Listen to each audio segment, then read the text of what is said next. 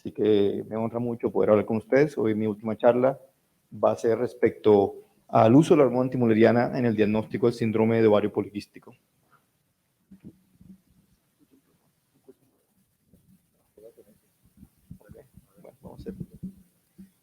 Bueno, lo hacemos por los dos. Entonces no tengo ningún conflicto de interés y básicamente los idiomas van a ser iguales a mis charlas previas. Entonces lo primero que tenemos que comprender es qué es la hormona antimuleriana. Básicamente es una hormona que es secretada por las células de granulosa en aquellos folículos que son preantrales pero de tamaño grande y aquellos folículos que son antrales pero de tamaño pequeño. Ahora, su nivel de expresión máxima ocurre en aquellos que tienen un tamaño menor a 4 milímetros. Cuando ellos alcanzan un tamaño mayor a 8, entonces ya se pierde la expresión. Por ende, los niveles están asociados con el número de folículos en desarrollo. Entonces, si tiene un nivel muy alto, eso identifica a aquellas mujeres que tienen un número alto de folículos centrales de tamaño pequeño. Entonces, en términos generales, los niveles de la hormona antimuleriana tienden a ser mayores en las mujeres que tienen síndrome de ovario poliquístico comparada con aquellas mujeres que son ovulatorias. Ahora, hay varias razones. Puede ser que, obviamente, estas mujeres tienen un mayor número de folículos preantrales y también un mayor número de folículos centrales de tamaño pequeño, pero también se ha comprobado que las células de granulosa de estas mujeres tienden a sobreproducir la hormona antimuleriana y aparte la hiperinsulinemia de estas mujeres también juega un rol. Entonces, la hipótesis es que la hormona antimuleriana puede ser usada como un marcador subrogado o por lo menos una alternativa para la ecografía, para la detección de la morfología poliquística ovárica o en el diagnóstico en general del síndrome de ovario poliquístico. Entonces, vamos a empezar con esta revisión sistemática y este metaanálisis que se hizo en el año 2013, 10 estudios incluidos basados en los criterios de Rotterdam. ¿Y qué se encontró? Un nivel de 4.7, con una sensibilidad del 82% y una especificidad del 79%. ¿Terminamos? En verdad no. Eso no es tan sencillo, o si no, no estuviese hablando de esto el día de hoy. En verdad, tienes que tener muchas cosas, tienes que considerar muchos factores. Primero, ¿qué tipo de población estamos hablando? ¿Estamos hablando de la población de la calle, de la mujer que va caminando por acá? ¿O estamos hablando de la mujer que tiene síntomas y se presenta a tu oficina? ¿Quién es el grupo control? ¿Qué criterios diagnósticos se utilizaron para el diagnóstico, para el síndrome de ovario poliquístico? ¿Qué número de conteo folicular antral se está utilizando para definir la morfología poliquístico ovárica? Estamos hablando de adolescentes, estamos hablando de adultos. ¿Cuál es la raza de esa paciente? ¿Cuál es la edad de esa paciente? Porque sabemos que hay una relación entre la edad y la hormona antimuleriana. ¿Cuál es el índice de masa corporal? Porque hay una relación inversa entre la concentración sérica de hormona antimuleriana y el índice de masa corporal. Y muy importante, ¿qué inmunoensayo estamos utilizando? Porque de verdad eso cambia todo. Entonces, vamos a explorar uno por uno. Hormona antimuleriana y edad. En este estudio, utilizando los criterios de Rotterdam, básicamente se encontró que, obviamente, la hormona antimuleriana empieza a disminuir con un aumento en la edad. Entonces, ellos utilizaron un modelo aditivo generalizado para simplemente ver en qué puntos de edad empiezan a de verdad variar las cosas. Encontraron edad de 27, edad de 35. Entonces, separando a los pacientes en estos grupos de edad, sí se encontró que la hormona antimuleriana era mucho mayor en aquellas mujeres que tenían síndrome de ovario poliquístico comparado con los controles. Y se encontró que este nivel en el que se diferenciaban ambos grupos, casos y controles, empieza a disminuir con la edad, obviamente. Ahora, el valor predictivo positivo que pasa empieza a disminuir con la edad y el valor predictivo negativo que pasa empieza a aumentar con la edad. O sea, definitivamente hay una relación importante. Severidad del síndrome de ovario poliquístico y la hormona antimuleriana. Muchos estudios han demostrado que hay una correlación entre los fenotipos por Rotterdam y también los niveles séricos. A mayores características del síndrome de ovario poliquístico, pues mayores van a ser los niveles de hormona antimuleriana. Entonces, los niveles más altos se van a encontrar en el fenotipo A. Ahora, en la mayoría de estudios, los niveles de hormona antimuleriana también aparentan ser mayores cuando hay ya sea hiperandrogenismo u ovulación, pero simplemente tener morfología poliquística ovárica también parece que aumenta la hormona antimuleriana un poquito, aunque no a los mismos niveles que cuando hay hiperandrogenismo u oligoanovulación.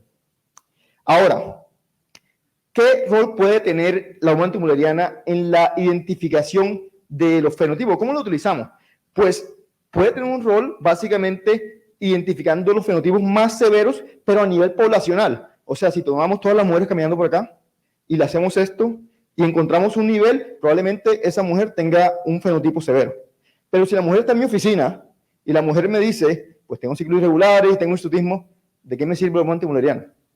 Ya, si ya con eso ya yo tengo un diagnóstico. Entonces, si ven cómo varía de verdad, ¿estamos hablando de población de referencia o estamos hablando de población general? Ahora, en la población que está en mi oficina, es más probable que la utilice para detectar unas formas más leves de síndrome de ovario poliquístico, particularmente si lo utilizo como un I o criterio, teniendo el otro, siendo el otro ultrasonido. Entonces, elevación de la antimuleriana y o morfología poliquístico ovárica por ultrasonido.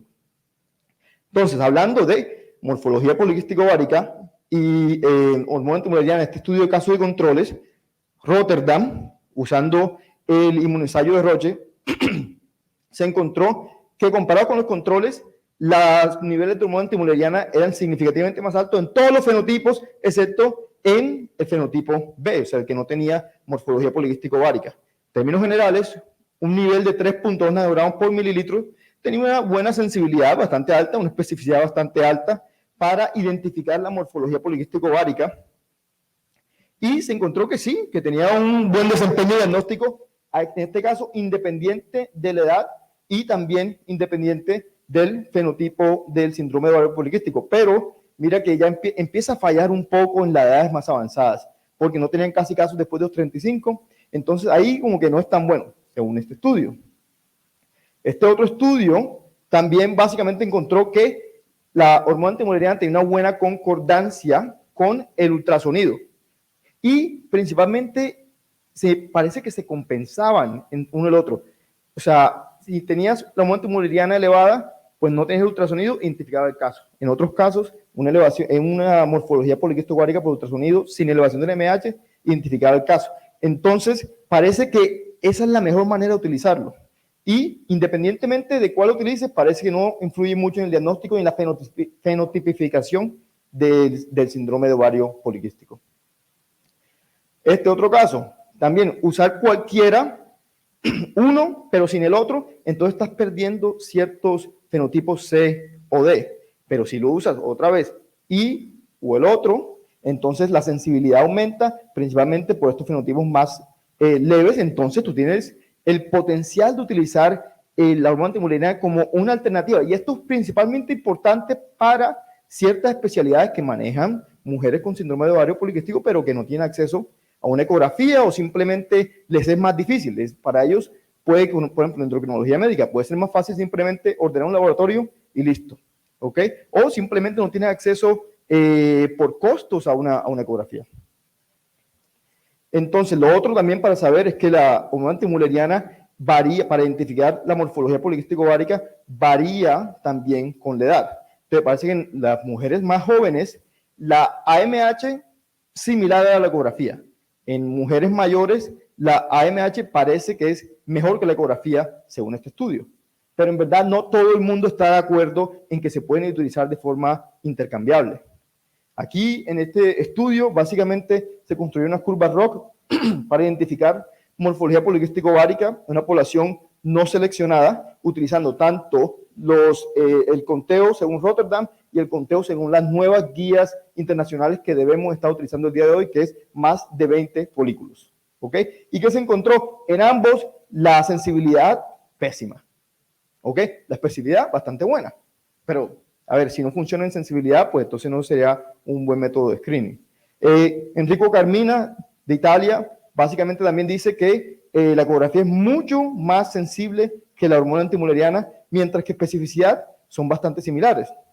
Entonces, según su opinión, que la ecografía ofrece el mejor compromiso entre sensibilidad y especificidad, y que si tú nada más utilizas hormona antimuleriana, te vas a perder la mayoría de los casos. En este estudio se intentó ver cuál fue el rol de la hormona antimuleriana, ya sea sola o combinada con el índice de masa corporal, para diferenciar entre otros síndromes anovulatorios con síndrome de ovario poliquístico. Se utilizó Rotterdam, Se utilizaron dos tipos de ensayos. Este fue un estudio retrospectivo. ¿Y qué se encuentra? Bueno, primero veamos a la población. Población de 32 años, ok, eso influye, no son adolescentes. Un índice de masa corporal normal, ok, perfecto. Y la hormona antimularidad es mucho más alto en las mujeres con síndrome de ovario poliquístico. Pero vean la distribución. Esto es un problema porque comparado con los otros, tú ves que hay mucho overlap. Entonces, si hay mucho overlap, va a ser bien difícil poder diferenciar a tus casos de tus controles. Otro estudio construyeron una curva utilizando una combinación de hormona antimuleriana con índice de masa corporal para predecir síndrome de ovario poliquístico comparado con otras causas de infertilidad, y que se encontró que en aquellas mujeres con un índice de masa corporal más alto, los niveles de hormona antimuleriana más disminuidos pueden predecir síndrome de ovario poliquístico. Entonces, por ejemplo, a un nivel de 10 nanogramos por mililitros, entonces la probabilidad de síndrome de ovario poliquístico va a cambiar según el índice de masa corporal. Si la paciente tiene bajo índice de masa corporal, es solo el 30%. Si tiene un peso normal, 60%. Pero si la paciente tiene un índice de masa corporal mayor a 35, 90%. Definitivamente hay una relación. Y aquí eso es lo que estamos viendo. Que con base en el índice de masa corporal, a medida que este empieza a aumentar, tu nivel de hormona antimuleriana es menor para tú identificar esos casos con síndrome de ovario poliquístico, y obviamente van a haber variaciones en la sensibilidad y la especificidad. Pero si tú quieres estar seguro en todas las categorías de índice de masa corporal, o sea, mayor del 90% de probabilidad que esta mujer tenga síndrome de ovario poliquístico, mira los valores, independientemente de la edad. Comparado con otros diagnósticos de fertilidad, necesita un nivel de por lo menos 18 nanogramos por mililitro. Es un nivel masivo. Comparado con otras causas anovulatorias, 27. ¿Cuántas de esas nos encontramos en el día a día? Muy, muy raro. ¿Ok? Y aparte, una debilidad de este estudio, se utilizaron dos inmunensayos. Tú no puedes utilizar dos inmunensayos. Esto es como peras con manzanas, que allá es apples and oranges, no sé por qué. Pero, ajá. Los inmunensayos todavía estamos trabajando en ellos. No tenemos un estándar internacional. En verdad, incluso comparar entre ensayos del mismo individuo a veces es muy, muy difícil. Y aparte hay diferentes isoformas de la hormona que interfieren a veces. Mira, un estudio que intentó comparar niveles en los inmunensayos automáticos manuales encontró que no se pueden comparar. Aquellos ensayos automáticos te dan niveles menores comparados con los ensayos manuales. Y nosotros, cuando nuestro laboratorio cambió, nosotros sentimos eso y ya veíamos las hormonas antimulerianas desde otra perspectiva. Entonces, lo que les recomiendo es que tú no los utilices de forma indiscriminada. Aparte, hay mutaciones en la hormona antimuleriana. En una cohorte de mujeres con síndrome de ovario poliquístico se encontró que más o menos el 6.7% tiene mutaciones en el pathway de la hormona, ya sea en la hormona como tal o en el receptor. Y aparte, aquellas que tenían una mutación o variantes, ya sea en el receptor o en la hormona, con una actividad in vitro disminuida, tenían niveles disminuidos de la hormona comparados con controles luego de ajustar por edad y por índice de masa corporal. Y aparte, nosotros publicamos el año pasado un caso de una mujer con ovario poliquístico delgada, fenotipo A severísimo, nivel de la hormona 0.01, múltiples ensayos, que tenía una mutación que afectaba la inmunoactividad frente al inmunensayo. Entonces tú no te puedes simplemente dejar llevar por el nivel para decir, mira, esta mujer tiene o no tiene síndrome de ovario poliquístico. Entonces, este otro estudio intentó básicamente tener en cuenta la edad y el índice de masa corporal para intentar mejorar la habilidad de la hormona antimuleriana para distinguir entre mujeres con y sin síndrome de ovario poliquístico, utilizando los casos identificados por los criterios diagnósticos de NIH, utilizando el inmunensayo de ANG, un estudio de casos y controles, y básicamente convirtieron los niveles de la hormona a múltiplos de la media. ¿Ok? ¿Les suena conocido?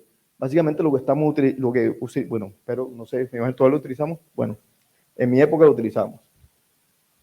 Y entonces, básicamente ajustando los niveles de hormona múltiplos de la media, teniendo en cuenta la edad, índice de masa corporal, puede mejorar la detección del 73 al 87% con una tasa fija de falsos positivos del 10%. Entonces desarrollaron un sistema de tamizaje que va a variar con base en si la paciente está en tu oficina o una paciente de la población general. Y encontraron que el nivel de más de 2.2 múltiplos de la media se ve asociado con un aumento en el riesgo de síndrome de ovario poliquístico. Ahora, el riesgo a posteriori de verdad va a variar de si la paciente está sentada en tu oficina o si vino de la población en general. Pero, ¿qué dicen las guías profesionales respecto al uso de la hormona antimuleriana y el síndrome de ovario poliquístico? Bueno, ACOG dice que en este momento la hormona antimuleriana no hace parte de los criterios diagnósticos para el síndrome de ovario poliquístico. ¿Qué dicen las guías internacionales de síndrome de ovario poliquístico, que son bastante recientes? Que en este momento no se deben utilizar como una alternativa, ya sea para el diagnóstico completo o para la morfología poliquística ovárica. Ahora, hay muchas áreas en las que tenemos que trabajar antes de que la hormona antimuleriana pueda ser utilizada en el síndrome de ovario poliquístico, como por ejemplo mejorar los ensayos, buscar esos niveles threshold que se ven asociados con características del síndrome y estratificar los rangos de referencia con base en la edad de la paciente.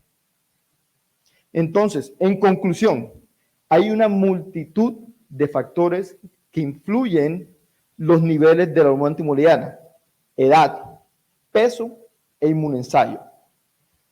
Utilizar múltiplos de la media específicos en vez de unidades de masa puede que sea más útil en el futuro. Necesitamos con mucha urgencia un estándar internacional en el inmunensayo de la hormona antimuleriana para que ésta pueda ser incorporada de forma rutinaria en el diagnóstico del síndrome de ovario poliquístico. A nivel poblacional, es más probable que la hormona antimuleriana se pueda utilizar como tamizaje para aquellos fenotipos más severos. Pero en tu oficina es más probable que te dé más valor como un marcador subrogado de la morfología poliquística ovárica en vez de simplemente un examen de sangre para decir esta mujer tiene síndrome de ovario poliquístico o no. Muchas gracias.